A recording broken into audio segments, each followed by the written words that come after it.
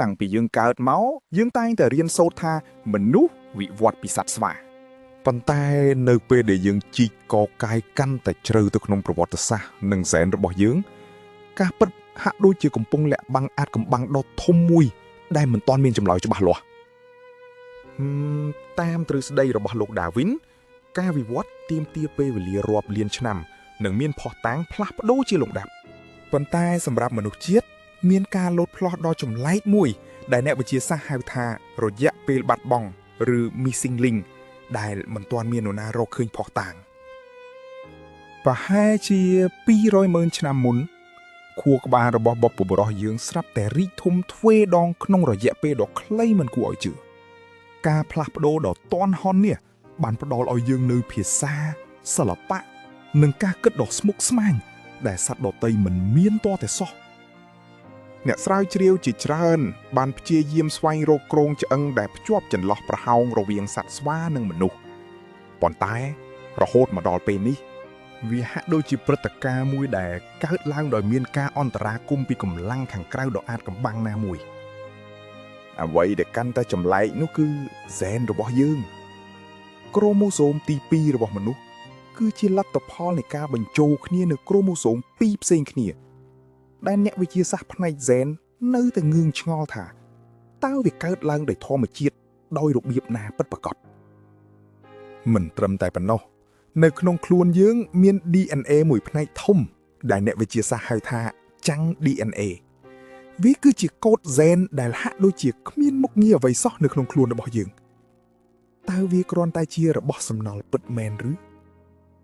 អ្នកស្រាវជ្រាវមួយចំនួនបានយកកូដចាំង DNA ទាំងនោះទៅវិភាគដោយប្រើកុំព្យូទ័រកំពូលពួកគេបានរកឃើញថាកូដទាំងនោះមានទម្រង់ស្រដៀងនឹងភាសាសរសេរកម្មវិធីកុំព្យូទ័រ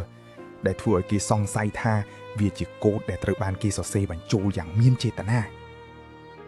អាចកំបាំងមួយទៀតគឺប្រភេទឈាម Rh negative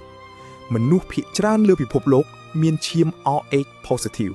ដែលអាចរកឃើញដានរបស់វានៅក្នុងពពួកសត្វស្វាប៉ុន្តែឈាមប្រភេទ Rh negative គឺមិនមានប្រភពពីសត្វស្វាទាល់តែសោះតើឈាម Rh negative លេចឡើងដោយរបៀបណា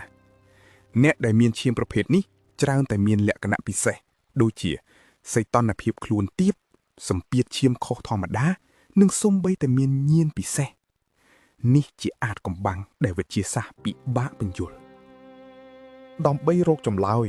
យើងត្រូវត្រឡប់ទៅកាន់អរិយធម៌ដំបូងបំផុតរបស់មនុស្សជាតិគឺអរិយធម៌ស៊ូមេរៀន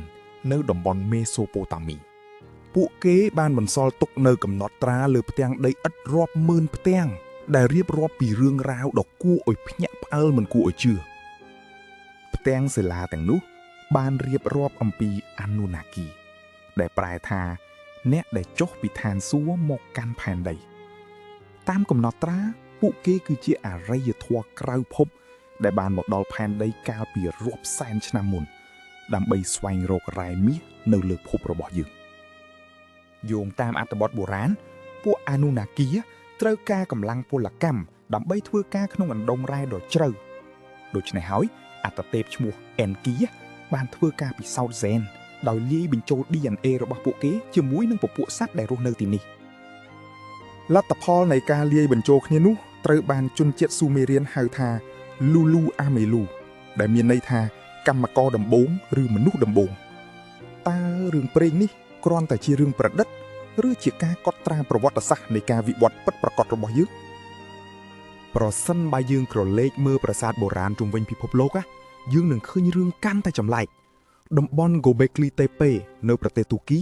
មានអាយុកាលជាង 12,000 ឆ្នាំគឺមុនពេលដែលយើងចេះធ្វើកសិកម្មនិងមានឧបករណ៍ប្រើប្រាស់ទៅទៀត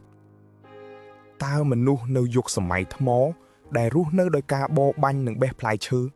អាចមានចំណេះដឹងខាងវិស្វកម្មដ៏អស្ចារ្យដើម្បីសាងសង់ប្រាសាទថ្មដ៏ធំមហិមាបែបនេះដោយរបៀបណា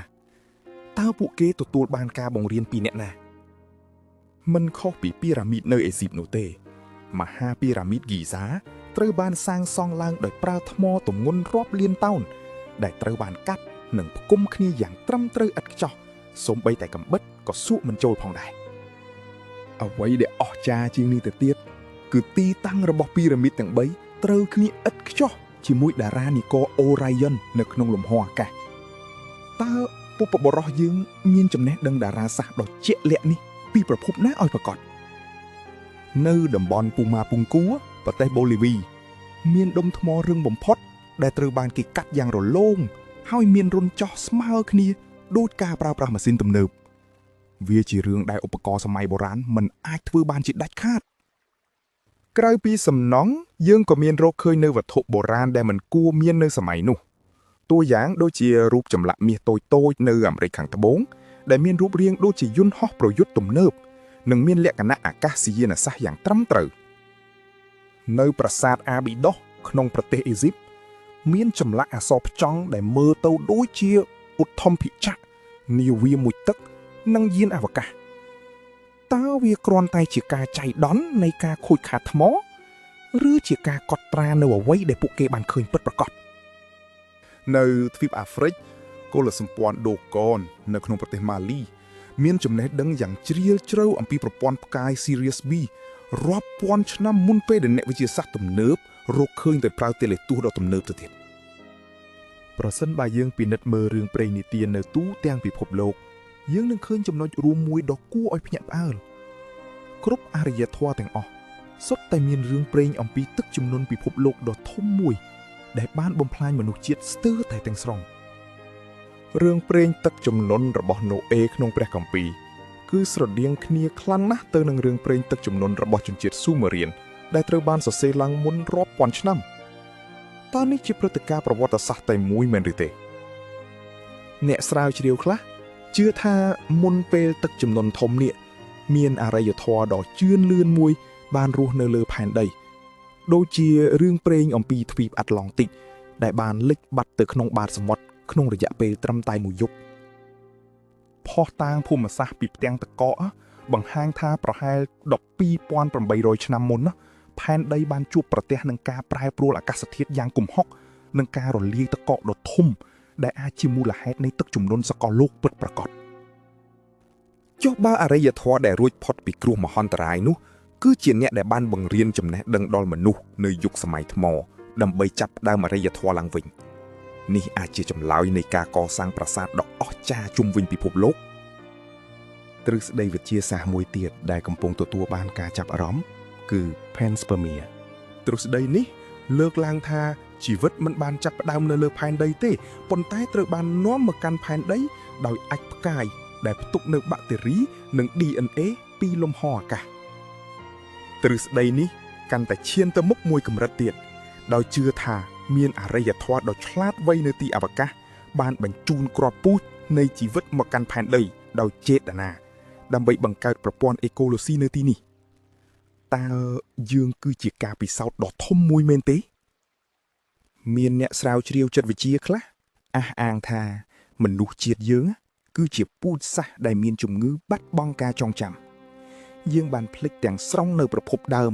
និងសមត្ថភាពពិតប្រាកដដែលយើងធ្លាប់មានកាលពីរាប់ម៉ឺនឆ្នាំមុន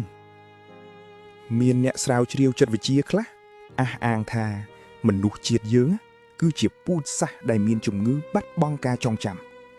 យើងបានភ្លេចទាំងស្រុងនៅប្រភពដើមនិងសមត្ថភាពពិតប្រាកដដែលយើងធ្លាប់មានកាលពីរាប់ម៉ឺនឆ្នាំមុននៅពេលដែលយើងធ្វើសមាធិឬស្វែងយល់ពីវិញ្ញាណខាងក្នុងមនុស្សជាច្រើនតែងតែមានអារម្មណ៍ថាពួកគេមិនមែនជារបស់ផែនដីនេះទេពួកគេមានអារម្មណ៍នឹកផ្ទះមួយដែលពួកគេមិនធ្លាប់ស្គាល់នេះអាចជាការចងចាំពីសែនរបស់យើងមិនថាយើងត្រូវបានបង្កើតដោយព្រះវិវត្តដោយធម្មជាតិឬជាលទ្ធផលនៃការកែប្រែហ្សែនដោយជនបរទេសនោះទេអ្វីដែលច្បាស់គឺថាប្រវត្តិសាស្ត្ររបស់យើងស្មុគស្មាញនិងអស្ចារ្យជាងអ្វីដែលយើងធ្លាប់គិតទៅទៀតការពិតអាចនឹងត្រូវបានគេលាក់បាំងឬបាត់បង់តាមពេលវេលាប៉ុន្តែការចង់ដឹងចង់ឃើញគឺជាលក្ខណៈពិសេសបំផុតរបស់មនុស្សដែលជំរុញឲ្យយើងបន្តស្វែងរកការពិតរហូតទាល់តែឃើញយើងមិនមែនគ្រាន់តែជាកំហុសនៃធម្មជាតិនោះទេតើអ្នកជឿលើទ្រឹស្ដីមួយណាជាងគេតើយើងពិតជាវិវត្តដោយឯកឯងឬមានអ្នកណាម្នាក់បានជួយកែច្នៃយើងសូមចែករំលែកមតិយោបល់របស់អ្នកនៅខាងក្រោមវីដេអូនេះទាំងអស់គ្នាប្រសិនបើអ្នកចូលចិត្តការស្វែងយល់ពីអាថ៌កំបាំងសកលលោកបែបនេះ សូមកុំភ្លេចចុច like ចុច share និងចុច subscribe ដើម្បីកុំឲ្យរំលងវីដេអូថ្មីៗរបស់យើងអរគុណសម្រាប់ការតាមដានទស្សនាជួបគ្នានៅវីដេអូក្រោយ